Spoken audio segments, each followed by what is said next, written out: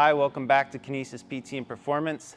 Today we're going to be talking about one of my favorite upper body exercises, what I call a bear crawl. So this isn't the same bear crawl that your football coach made you do in high school.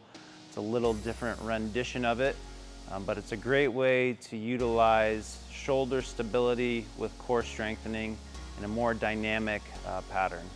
So we get some linking across our core and some diagonal patterns, and has a little bit more functional carryover than an exercise like a bench press, as I discussed in some previous videos. So check it out. Here we go. All right, so Kayleen is going to show us how to do a proper bear crawl, and I'm going to kind of walk her through it as if she doesn't know. So we're going to start off on hands and knees. So let's get down on the floor here. And we want to start with our hands underneath our shoulders, knees underneath hips. Now from here, what we want to do is we want to push the floor away as much as we can. It's almost like you're rounding out your back. What this does is help engage your serratus. And if you give a good exhale, we'll get our external and internal obliques engaged as well. Go ahead, pull your toes underneath you so they're pulling up towards your shin. And you're going to press into the floor with your hands and your toes to lift your knees about 1 inch off the floor. And we're just going to hold right here. So this is step one of this exercise. This is a bear iso hold. This is the bear crawl position you're going to go from. This is a good place to start if you haven't done this exercise before. Almost like holding a plank, somewhere between 20 to 30 seconds. Go ahead, relax for me for a sec. So once that gets easy for you, then we're going to start incorporating some movements. So we can go forward, backwards, and sideways. So we're going to show you those right now. So same thing, push the floor away. Nice good exhale to get the core engaged. Pull your toes underneath you. Lift your knees about 1 inch off the floor. And either forwards and backwards, whichever way you want to start.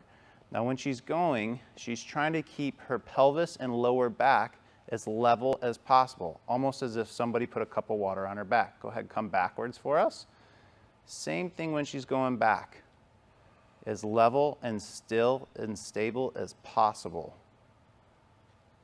Perfect, and back forwards. Good, and take a break for me.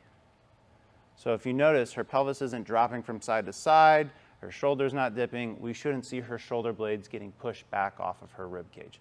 So let's spin, so we're facing the camera. Let's show them a side-to-side one. So same exact start, push the floor away, exhale, toes underneath you, lift your knees about 1 inch off the floor. So notice when she does these, it is opposite hand and foot are moving at the same time. This is very important. The reason why is we get a cross-diagonal pattern of muscle activation. So what that means is you have a serratus and an external oblique working on one side with your internal oblique, hip flexors, and quads working on the other. This cross-body pattern, this diagonal pattern, is very functional in terms of sport carryover. That's where we want to be.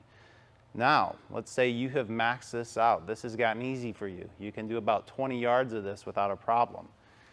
To engage the other side of your shoulders, so to get into your mid and low trap rhomboids, engage your rear delt a little bit more, we can place a light band around your wrists and do this same exact exercise.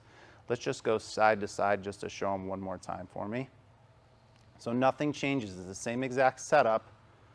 But now you're going to have resisted shoulder horizontal abduction to get into that mid and low trap and your rhomboids as well. So now we're getting the entire shoulder complex for stability. I promise, if you go about 5 yards forward, backwards, and sideways each way, your upper body is going to feel a huge pump and you're going to be extremely tired, as she already is.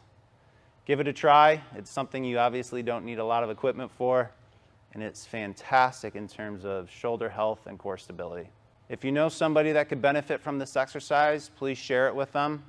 We'd love to have more viewers. We're just trying to put stuff out there that is helpful to people and give them some helpful advice. Thanks for watching. We'll see you next time. Bye.